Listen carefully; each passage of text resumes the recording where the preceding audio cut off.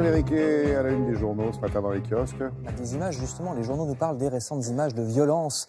C'est le philosophe Roger-Paul Droit dans Les Échos qui se penche sur le phénomène. Les vitrines brisées ou le Fouquet's en flammes suite au débordement de manifestations, dit-il, indigne la grande majorité des Français, réjouissent au contraire une petite minorité, Français qui, dans les deux cas, incriminent le gouvernement accusé de toute façon d'être responsable et celui qui regarde ces images, même si rien ne change dans sa vie à lui, se trouve intimement convaincu de quelque chose, ou bien que la colère gronde, s'il est pour les manifestations, ou bien que les désordres s'installent, s'il est contre. Ce qui fait qu'à la fin, conclut le philosophe, rien ne change, puisque les pour sont encore plus pour et les contre encore plus contre. Voilà la leçon pessimiste de cet article. Et c'est sans doute un peu la même chose avec l'affaire Benalla, qu'on retrouve à la une de la plupart des journaux, mais sous des titres différents. C'est ça qui est intéressant. Coup de froid entre l'Élysée et le Sénat, disent les Échos. Coup de chaud, au contraire, écrit La Croix, ce qui est finalement la même chose.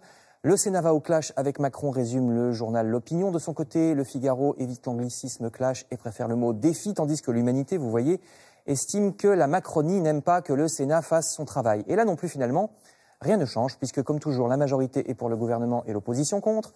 Richard Ferrand, ami proche du chef de l'État, déclare carrément que le Sénat, en renvoyant 3 proches collaborateurs du président devant la justice, se rend coupable d'une attaque d'une agressivité inédite, je cite, tandis qu'à l'inverse, le sénateur Patrick Kanner répond que le Sénat ne fait que son devoir. La décision de transmettre le dossier au procureur a été prise par un nombre très large de sénateurs, rappelle-t-il, qui ont conclu que les 3 collaborateurs du président avaient menti au moins par omission. Il ajoute que savoir si ça déstabilise ou pas l'Élysée n'est pas la question, je cite encore, et que la réaction de la majorité est infantile, fin de citation. Voilà donc où on en est. Et il n'y a pas qu'à la Haute Assemblée, ou à propos de la Haute Assemblée, que les esprits s'échauffent un peu trop. Dossier hallucinant ce matin dans Libération, qui se fait le porte-voix du SOS des pompiers, qui raconte ce dossier à quel point, et plus seulement dans les quartiers difficiles, les Français sont devenus violents envers les pompiers qui sont pourtant là pour les aider. Même des personnes âgées ou des cadres bien intégrés insultent les pompiers, voire les frappent, s'ils estiment que les secours ne sont pas arrivés assez vite. Et nous sommes tous responsables, car nous avons tendance à appeler les pompiers pour des petits bobos, dit l'article, parfois une simple coupure au doigt avec une feuille de papier, exemple réel. Ce qui fait que les pompiers n'ont plus le temps pour les vraies urgences, dossier effarant qui incrimine aussi la saturation de la médecine, ce qui fait qu'à la fin, tout retombe sur les urgences dans les pompiers.